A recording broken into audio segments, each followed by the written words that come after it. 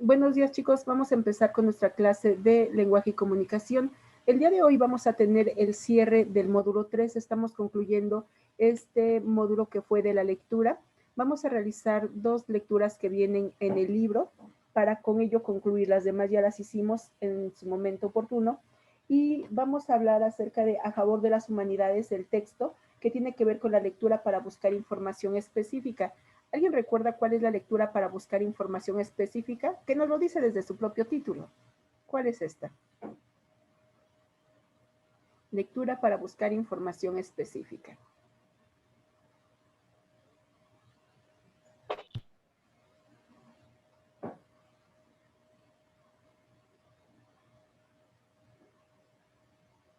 A ver, ¿quién me dice cuál es la lectura para buscar información específica? Su propio nombre nos lo dice. ¿Qué hacemos en ese tipo de lectura? Informar. Buscar información es, por ejemplo, un cuestionario.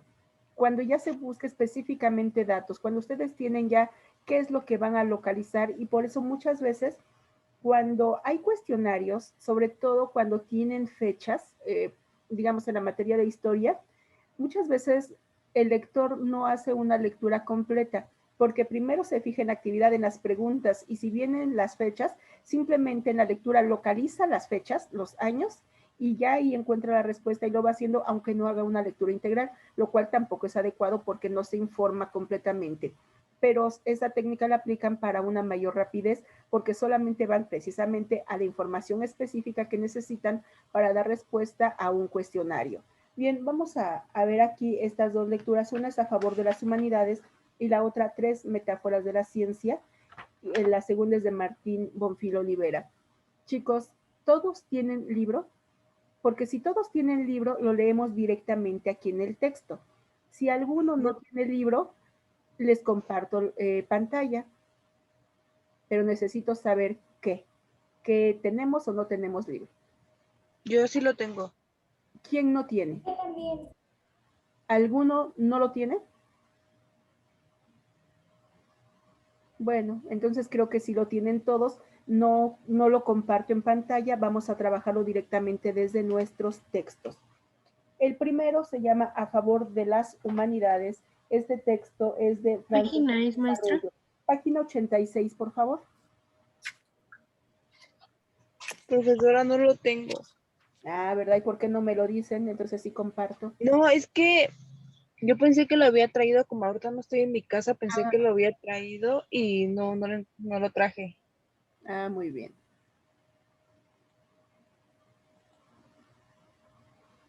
Bueno, entonces aquí lo tenemos. Pueden seguir la lectura aquí o a través de su libro. A favor de las humanidades, Francesc Arroyo. La lengua y la literatura, la filosofía, la historia y las artes son los pilares fundamentales de la civilización y la cultura. Por eso es imprescindible garantizar que todo el mundo sepa hablar, leer y escribir correctamente. En relación a secundaria, los escritores clásicos griegos, latinos y los grandes relatos de la Biblia, la antigua historia sagrada, han de ser referentes culturales que han de encontrar su sitio en el currículo escolar. Por eso es necesario impulsar el aprendizaje de las lenguas modernas y de las lenguas clásicas, griego y latín, que se han de mantener como materias optativas, pero no residuales. Por otro lado, en lo que respecta a la literatura, es necesario establecer un canon abierto a autores y de obras que resuman los frutos del conocimiento humanístico que todos deberían asimilar.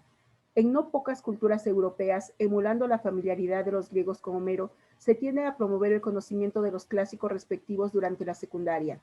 Esta tendencia ha de ser mantenida en el caso de la cultura catalana, que no ha de menospreciar los grandes valores de la literatura universal entendida como patrimonio de la humanidad.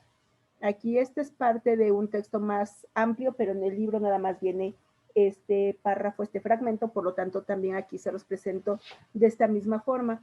Y es un artículo que nos habla acerca de la cultura catalana, donde, bueno, los catalanes en España, donde nos habla acerca de que ellos consideran que es muy importante que las humanidades, que las materias, que las disciplinas que tengan que ver con las humanidades sean integradas. ¿Desde qué nivel, muchachos?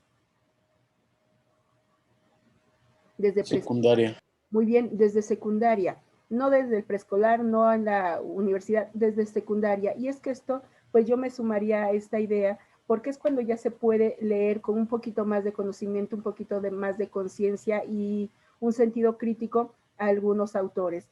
¿Por qué en la actualidad no nos gusta leer a la mayoría? O bueno, no les gusta leer a la mayoría, sobre todo a la gente joven. ¿Por qué les da flojera leer? ¿Por qué no les gusta la lectura, chicos?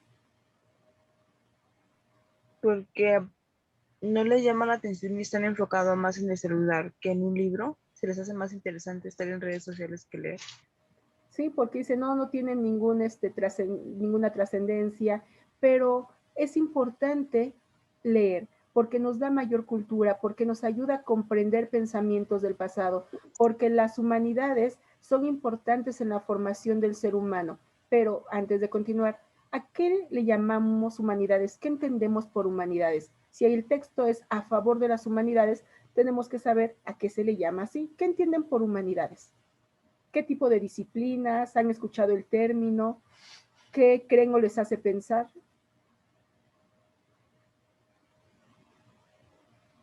¿Han escuchado el término humanidades? ¿Saben qué disciplinas son las que la conforman o a qué se refiere?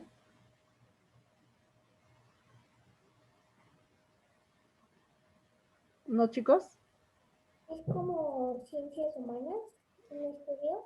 Sí, ciencias humanas. Muy bien, algunos llaman ciencias también del espíritu.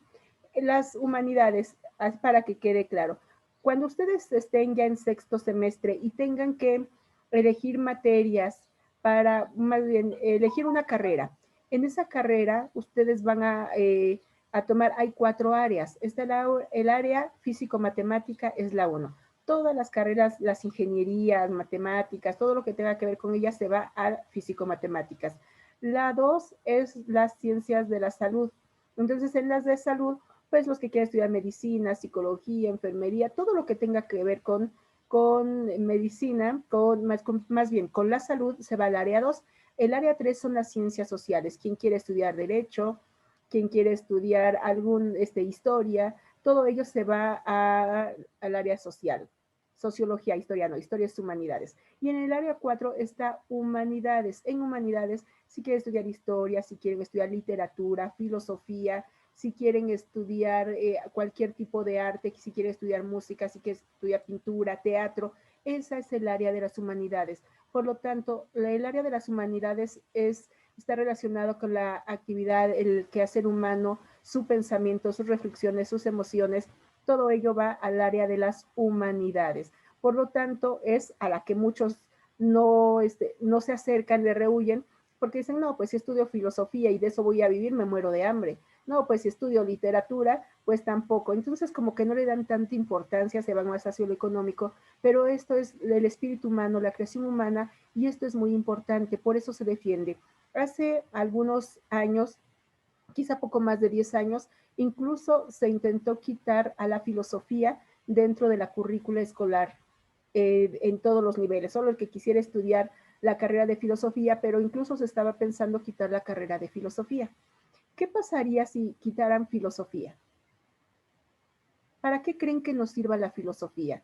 ¿Sería importante que continúa, no importa y mejor que la quiten porque a lo mejor a algunos ni les gusta y les aburre? ¿Qué pasaría si de nuestra currícula nos quitan a filosofía? No entenderíamos el conocimiento humano o cómo piensa el hombre o cosas así. Claro, porque ahí tenemos una síntesis del pensamiento humano, estamos hablando nosotros desde los griegos en el mundo occidental, el pensamiento y que son las bases todavía que tenemos en nuestra formación. Imagínense, sin filosofía, sin lógica y si la filosofía que nos lleva a la ética con los valores, si nuestra sociedad está en decadencia, si no tuviéramos esas bases, pues sería muy complejo. Que a algunos no les guste o quienes diseñan los planes curriculares, que no le den importancia según su propia visión es distinto a que realmente no sea importante.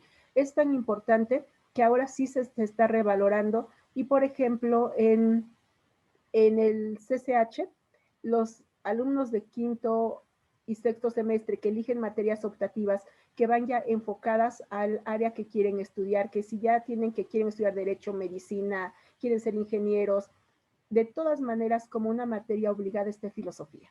Ya no pueden evadirla. Ustedes la están tomando en este semestre, pero ellos la toman como optativa simplemente hasta quinto y sexto todo un año. Por lo tanto, sí se revalora porque es importante conocer el pensamiento humano, la trascendencia, la evolución que hemos tenido y que nosotros podamos también tomar nuestras propias ideas, así como lo hacía Sócrates en la mayéutica, donde él nunca les daba respuesta a sus discípulos. Les hacía una pregunta, los hacía reflexionar, ellos daban una respuesta, con su propia respuesta les hacía otra pregunta, con sus propias respuestas, y así se seguía.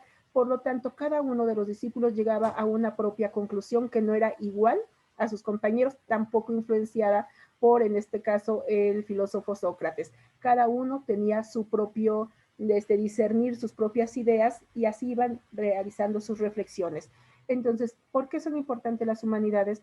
Porque nos ayudan a conocer no solamente el pensamiento, sino el sentir humano a través del tiempo y de la historia. Y en este caso también la literatura aquí se nos muestra que sería importante conocer a los grandes clásicos, porque en la actualidad hay mucha gente que no sabe ni siquiera quién fue Sor Juana, que no sabe quién fue Homero, qué es la Ilíada o la Odisea, y están más al pendientes de los Avengers y del mundo de DC o Marvel que de la historia, de la literatura, que son realmente importantes. Por lo tanto, ¿alguno de ustedes vio la película de Troya con Brad Pitt?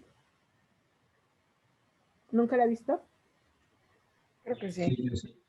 Bueno, esa obra está basada en un texto que es la Ilíada, que es la obra épica más importante que nosotros conocemos de los griegos y el autor es Homero. Entonces, de este héroe griego. También se nos habla aquí que es importante que conozcamos algo de las lenguas clásicas que son el griego y el latín y que nosotros pues ya no lo tenemos. Desafortunadamente, les decía, quienes hacen las currículas académicas no siempre les dan importancia o las van renovando.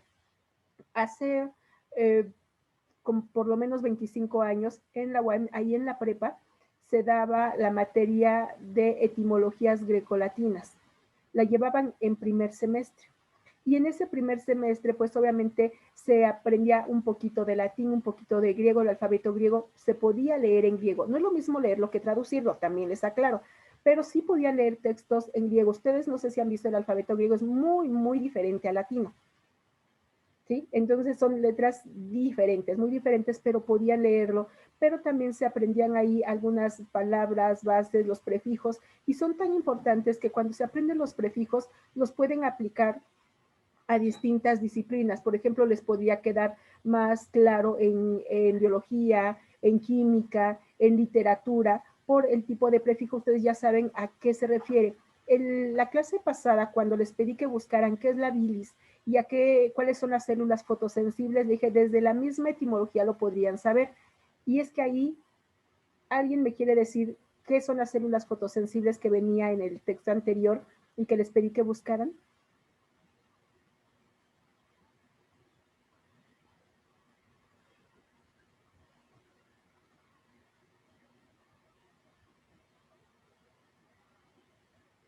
¿Sí lo investigaron, chicos? Son células que son sensibles a la luz, ¿no? Perfecto, las células sensibles a la luz y desde el nombre, fotosensibles, foto quiere decir luz, es una palabra griega. Entonces, si nosotros sabemos desde ahí, decimos, fotosensible, sensible a la luz. Por eso es importante la etimología. Pero cuando nosotros no tenemos esa formación, esa base, nos va a costar más trabajo poder comprenderlo. Por ejemplo, hay prefijo hiper, prefijo hipo, que son griegos. ¿Qué pasa cuando una persona es hiperglucémica? ¿Alguien sabe qué es eso? O hipertenso. Sí, Eric. Bueno, se supone que el término hiper es para muy alto o encima de, Sí, y el término hipo es muy bajo. así es. O sea, por ejemplo, si fuera a decir se está muriendo de una hipotermia, es que tiene la temperatura muy baja. Y si dices tiene una hipertermia, significa que tiene la temperatura muy alta. El término hiper y hipo significa alto y bajo. Muy bien, y por eso es que nosotros sabemos, si nos dicen es que es hipoglucémico, sabemos que su glucosa va hacia abajo. Lo mismo también es tan peligroso ser hiperglucémico, o sea, tener azúcar elevada, como tenerla por debajo. La hipertensión, hipotensión, si se les eleva la presión o se disminuye, igualmente es malo, pero nosotros ya podíamos saberlo, como nos dice aquí el compañero, a través de los prefijos. Y así con muchas otras. Por ejemplo, si hablamos de un pentágono, penta es 5. Entonces, si hablamos de un pentasílabo, dentro de la literatura, este es un verso pentasílabo. ¿Cuántas sílabas tiene? 5. 5. Entonces, simplemente a través de los prefijos podríamos saberlo y esto tiene que ver con el griego y el latín. Por lo tanto, sí es importante, pero decía, en la actualidad no les gusta leer, quizá porque no se enfocó desde un principio de una manera adecuada. Ahorita, por ejemplo, sus libros de primaria o los de secundaria en el área de español, ¿eran interesantes o eran aburridos?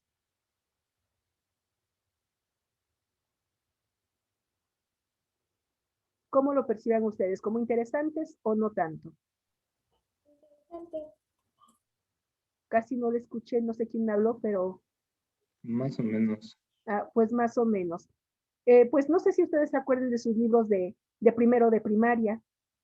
¿Se acuerdan o ya no? No, Eran, yo no me acuerdo. bueno, últimamente pues ya no lo sé, pero hace algunos años que revisé los libros en primero de primaria, en segundo, decía, esta no es una buena estrategia, no va a crear jóvenes lectores, porque nos hablaban de cómo es un texto, qué características tiene, como lo que estamos viendo nosotros ahorita en prepa, se presentaba en los libros de primero y segundo año, que nos decían cómo es un periódico, un texto, qué características tiene un cartílago, cómo se puede hablar desde el primero, segundo año, tercer año de primaria de esos temas, cuando ni los van a comprender bien y no es de interés. Y hace más tiempo atrás, quizá los libros de sus papás eran muy interesantes porque los libros de la SEP venía el libro de lecturas y el libro de español y en ambos traían lecturitas, sobre todo el de lecturas, eran lecturas muy bonitas, muy chiquititas porque era más dibujo, mucho color, unos dibujos muy grandotes y textos muy chiquitos porque era para primer año. Y conforme avanzaban segundo, tercero, cuarto, los dibujos disminuían, aumentaba el texto, pero seguían siendo interesantes porque había rondas infantiles, había poemas infantiles de grandes escritores, pero dedicados a niños, poemas cortitos, historias adaptadas, así muy breve, para saber de qué trataba Romeo y Julieta, alguna de las aventuras de Don Quijote, y a lo mejor nos atraía, porque eran como cuentecitos y se quería saber más y podían preguntar a sus papás de qué trata y les podían leer más. Estaban inculcando el amor por la lectura, porque nos gustaban los dibujos, porque queríamos saber más de esa historia, si nos daban la biografía de Sor Juana Inés de la Cruz, pero de una manera atractiva, decir, pues yo quiero saber más de ella y eso ya nos llevaba a alguna poesía de Sor Juana. Era una forma muy diferente de involucrar, de atraer a la lectura. Pero después ya empiezan a hablar más bien como lo que nosotros vemos que son las características de los textos, pues si no se sabe que no se conoce un texto ni se está enamorado de las lecturas, la literatura, pues esto va a hacer que se aleje todavía más de la lectura. Por lo tanto, yo creo que va por niveles que tiene que ser muy atractivo en la primera etapa, en la primaria, en la secundaria, pues ya se tiene que ir mezclando las características formales de un texto con las lecturas, pero nosotros ya tendremos un gusto por ella, por la lectura, porque podemos leer cuentos, poesías, a lo mejor nos gusta la historia, cualquier lectura, como ya habíamos visto, es válida, pero tiene que gustarnos, tiene que apasionarnos y nunca ser una obligación. Pero si desde el inicio nos la hacen aburrida, pues es que es aburrida y ya no le damos una nueva oportunidad a la lectura de ningún tipo, ni siquiera la lectura de placer que ya habíamos visto que esa la podemos elegir nosotros. Por eso nos dice que sería muy importante que desde la secundaria se dieran estos conocimientos, pero de una manera atractiva, porque les decía, si no vamos a terminar como Cristian Castro cuando quiere hablar de Sor Juana Inés de la Cruz y nos sacó, dice, esta chica, la del billete de 200, o sea, porque no sabe ni siquiera cómo se llama, y en lugar de decir, pues una poeta o poetisa, la de hombres necios que acusáis, o por ejemplo la monja, escritora, no, la chica del billete de 200. Entonces eso nos habla de una falta de cultura que cada vez vamos teniendo más y más y más. Y no porque una persona sea conocida, como en el caso de Cristian Castro, indique que es una persona culta, una persona que sabe. Entonces es ahí cuando entra en juego el que se pueda hablar de las humanidades, en donde se involucre, donde se le dé una gran importancia, porque es parte de la creación humana. Bien, van a leer el texto, bueno, ya leyeron el texto y se van a contestar las preguntas de la página 87. Posteriormente tenemos este texto que se llama Tres metáforas de la ciencia, es de Martín Bonfil. Leemos. ¿Qué es la ciencia? Definirla es muy difícil, describirla en su totalidad es imposible, pero a veces una metáfora nos puede mostrar algún aspecto clave de ella. Veamos tres. Una es que la figura es el chiste del científico que estudia una pulga. El investigador lo observa cuidadosamente bajo la lupa. Tomando unas pinzas, le arranca una pata y a continuación le ordena, salta. La pulga obedece. El experto anota, pulga con 5 patas salta. Tras arrancar otra pata, repite el proceso con idéntico resultado. Luego arranca 5 patas, el insecto haciendo un esfuerzo sobrepulguesco logra todavía saltar. Nueva anotación. Finalmente, la última pata es removida. Tras la orden, la pulga permanece inmóvil. El científico anota minucioso, pulga sin patas se queda sorda. En otras palabras, la ciencia, por más cuidadoso que sea su método, depende de las interpretaciones que le demos a los hechos. Lejos de simplemente hallar verdades sobre la naturaleza, construye explicaciones de ella que, sin duda, funciona, pero que también puede ser engañosa o al menos inexactas. De ahí la importancia de mantener siempre el conocimiento científico como algo provisional, revisable, mejorable. Segunda metáfora. El científico es como un pescador que pesca con red, pero hasta la red más fina tiene huecos. El pescador solo puede atrapar peces mayores que esos huecos. Aún si el mar estuviera lleno de peces diminutos, él sería incapaz de atraparlos con su red. Así el científico solo puede observar y estudiar aquellos fenómenos que caen dentro de las capacidades de sus sentidos y aparatos.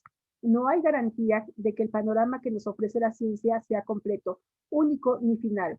Por eso se esfuerzan en aumentar su arsenal e inventar redes cada vez más finas, además de anzuelos, arpones y otros instrumentos de pesca. Tercera metáfora. Hay quienes ven las teorías científicas como delicados castillos de naipes, trabajosamente construidos en lo que los hechos, las hipótesis y la evidencia experimental se van acomodando para formar un todo coherente, una estructura frágil que puede derrumbarse en un santiamén, si falla cualquiera de sus componentes, pero la ciencia es más sólida, se parece más a un rompecabezas en el que puedan faltar algunas piezas sin que eso impida apreciar el panorama total. Incluso con pocas piezas se pueden aventurar hipótesis que permiten ir armando las partes que faltan. Si alguna pieza resulta estar en el sitio equivocado o hasta ser ajena, eso no invalida las partes que ya se habían armado. Quizá la ciencia escapa todas las imágenes anteriores. Finalmente, todas las metáforas son engañosas. Aún así, pueden ayudarnos a visualizarla y entenderla aún un poco mejor. Muy bien, este es el texto que se llama Tres metáforas de la ciencia. Y es que aquí nos habla acerca de que la ciencia no la podemos ver a veces como un todo, no la percibimos de una manera igual y por eso nos da tres metáforas. ¿Qué es una metáfora, muchachos? ¿Qué entienden por metáfora?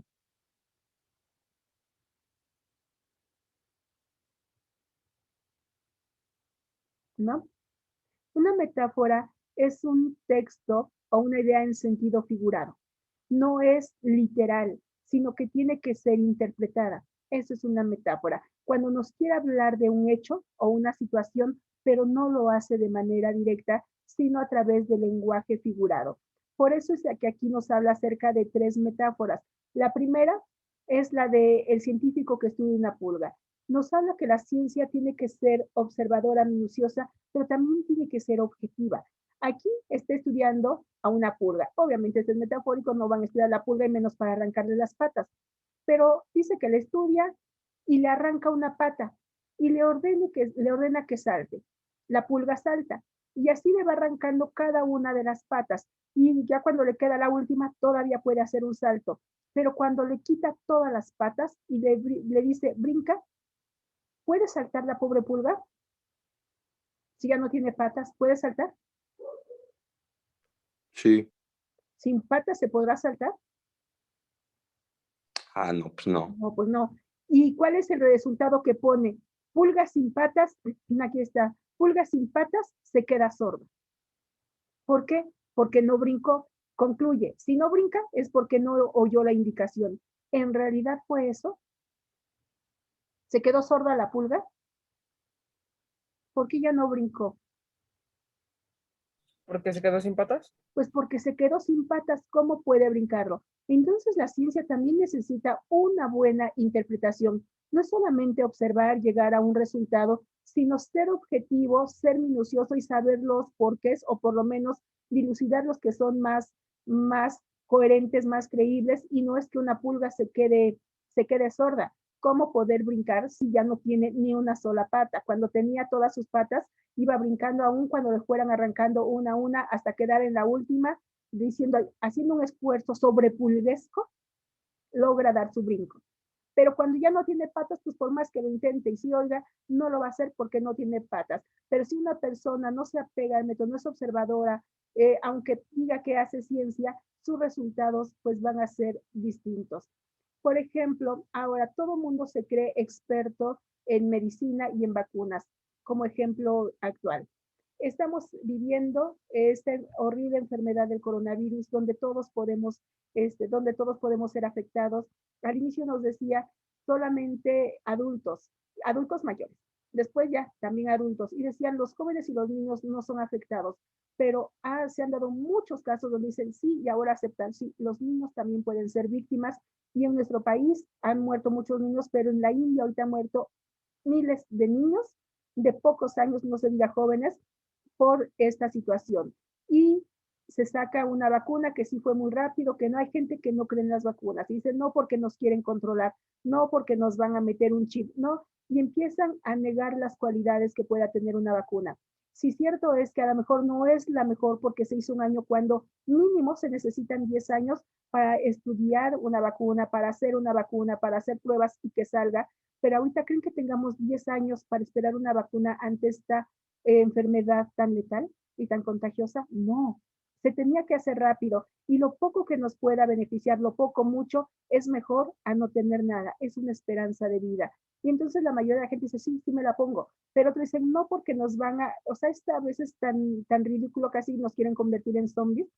Entonces, el gobierno nos va a implantar un chip, nos quiere controlar y no le dan el valor adecuado. Y si ellos con sus ideas influencian a otras personas, puede ser que también desconfíen. Por lo tanto, la ciencia ha demostrado que sí son válidas todas las demás enfermedades que se pueden evitar con una vacuna y que ustedes seguramente se las aplicaron en su esquema nacional de vacunación contra la poliomielitis, contra el sarampión, contra todas las demás enfermedades que vienen ahí, pues nosotros sabemos que funciona, porque hay enfermedades que incluso habían sido erradicadas, pero ahora con los antivacunas, como ya no han vacunado, nuevamente atacan y antes en México ya no había sarampión, ahora sí hay sarampión.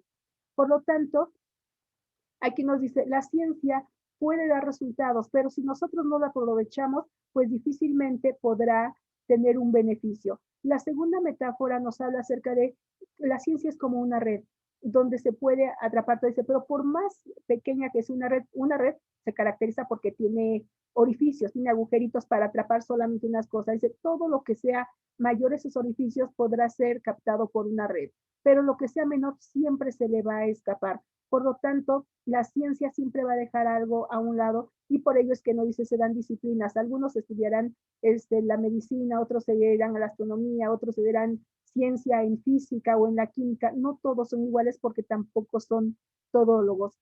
Y después nos dice que es como un rompecabezas, porque cada quien tiene una parte. El conocimiento integral difícilmente podemos encontrarlo en una sola persona que sepa absolutamente de todos los temas de la ciencia, sino que se tiene que ir formando poco a poco y tener un concepto o un panorama amplio, pero no lo va a hacer una sola disciplina ni una sola persona. De esto nos hablan los textos.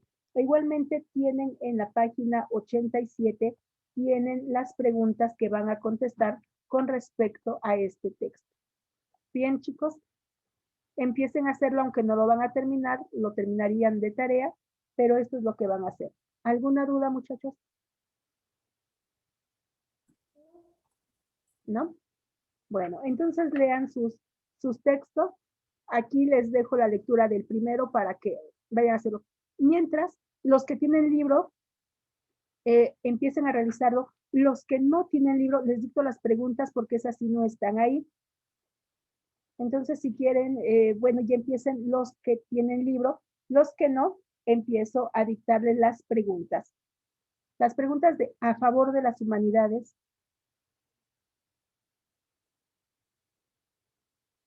A favor de las humanidades. Son 5 preguntas. 1. ¿Por qué es imprescindible? ¿Por qué es imprescindible que todo el mundo sepa hablar, coma? ¿Lo repite, maestro, por favor? ¿Sí? ¿Por qué es imprescindible que todo el mundo sepa hablar, coma? ¿Qué es imprescindible que todo el mundo sepa hablar?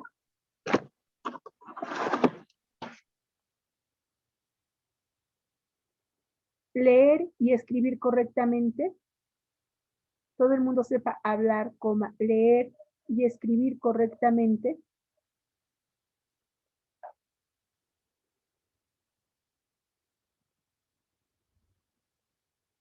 Dos, ¿cuáles deben ser los referentes? ¿Cuáles deben ser los referentes culturales?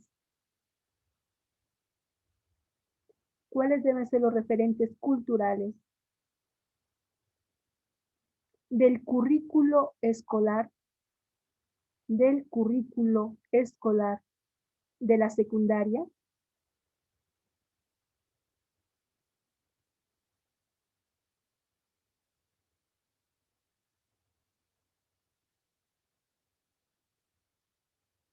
Tres, ¿por qué es necesario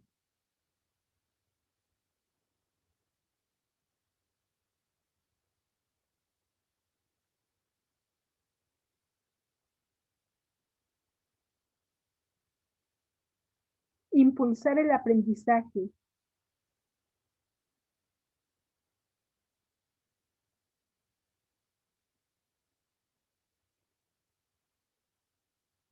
de lenguas modernas y clásicas? De lenguas modernas y clásicas.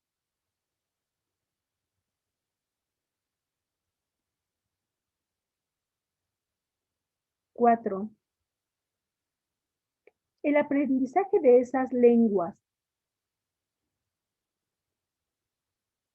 El aprendizaje de esas lenguas debe ser obligatorio, coma, optativo o residual,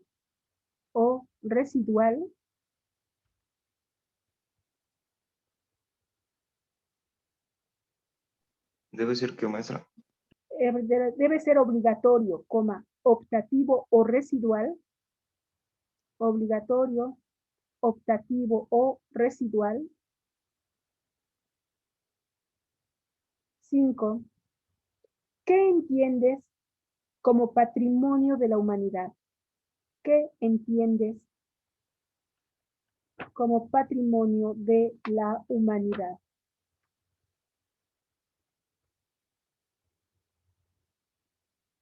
Bueno, esas son las preguntas del primer texto a favor de las humanidades. Ahora, título 3 metáforas de la ciencia.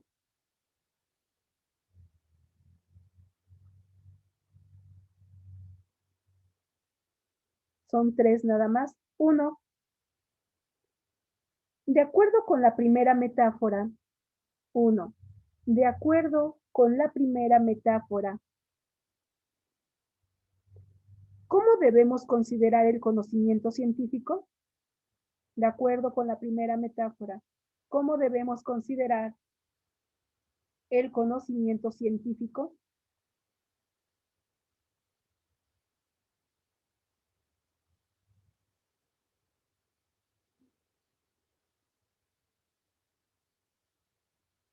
¿Las anotamos en el cuaderno esas, profesora? ¿O también vienen en el libro?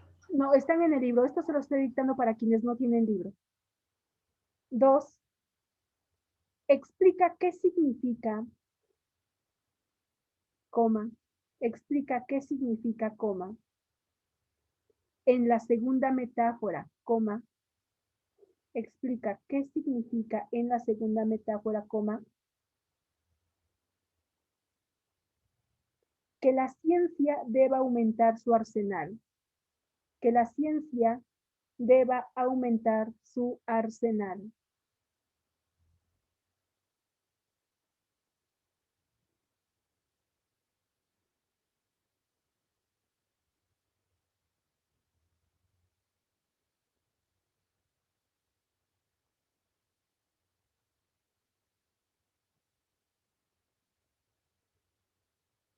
Siguiente.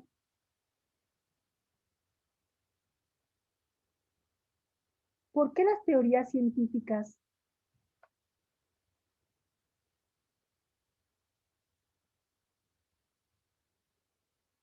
se parecen más a un rompecabezas?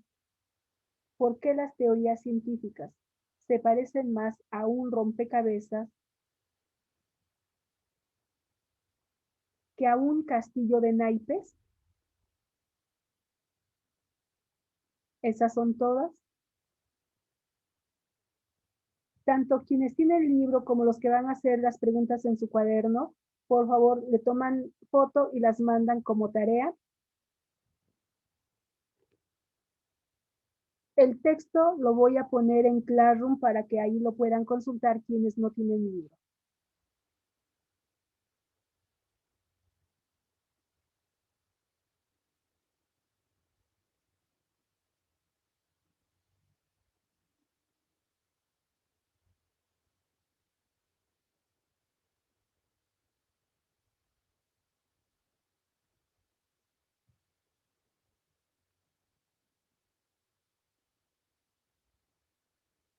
¿Alguna duda, chicos? ¿Alguna pregunta? Ya estamos en los últimos segundos de la clase.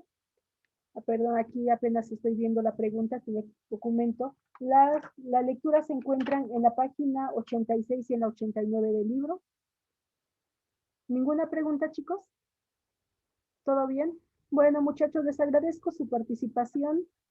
Ya estamos por terminar la clase. Que tengan una bonita tarde y un excelente fin de semana. Y nos vemos con muchas ganas y mucho gusto el próximo lunes, iniciando ya el módulo 4. Cuídense mucho, chicos. Un abrazote y nos vemos la próxima clase. Hasta pronto, chicos.